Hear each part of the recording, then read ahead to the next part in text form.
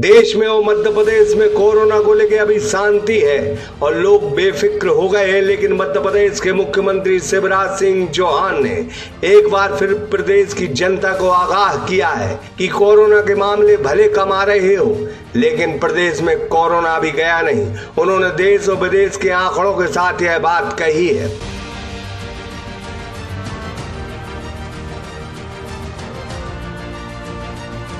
प्रदेश के हुक्मरान कहते हैं कि अगर गलती करोगे तो कोरोना को आप निमंत्रण दे रहे हैं। कोरोना की तीसरी लहर की आशंका के साथ डेल्टा प्लस कोरोना के नए वेरिएंट को लेकर वैसे भी लोगों में अभी से डर व्याप्त है। कोरोना को लेकर जो दूसरी बार लॉकडाउन लगा उसके साथ धंधे चौपट हो गए। आम आदमी से मझोला व्यापारी बर्बादी की कगार पर पहुंच गया। इसके साथ मजदूर और गरीब की दुर्दशा बेहद खराब हो गई।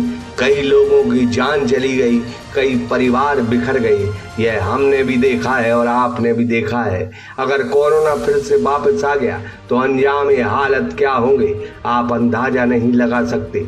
इस कोरोना ने हमारे अपने छीने हैं। जरा शिवराज सिंह चौहान को सुने। महाराष्ट्र की ये सचमुच में चिंता का विषय है, न केवल हमारे देश में बल्कि दुनिया के अनेकों देशों में। आज इंग्लैंड में देखा, वहां लगभग 55,000 के आसपास कल पॉजिटिव केस आए हैं। 3 महीने के लॉकडाउन के बाद जब अनलॉक हुआ तो वहां ये स्थिति है। दुनिया के और देशों में तेजी से बढ़ रहे हैं। हमारे देश में भी अगर देखें तो कई राज्यों के कई जिलों में पॉजिटिविटी 10% से कम नहीं हुई, ऊपर है। इसका मतलब साफ है, वायरस अभी है।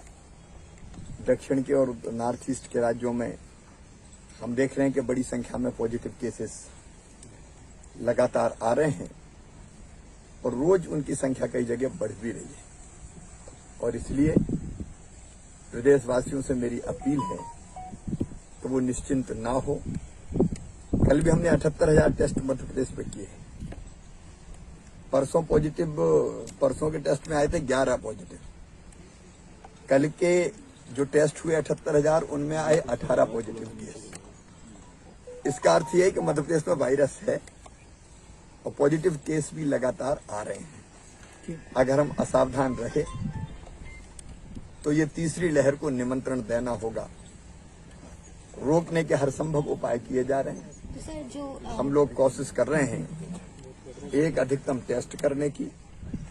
पॉजिटिव जो आते हैं उनकी कॉन्ट्रैक्ट ट्रेसिंग करते हैं, आइसोलेशन या अस्पताल में रखने की व्यवस्था करते हैं।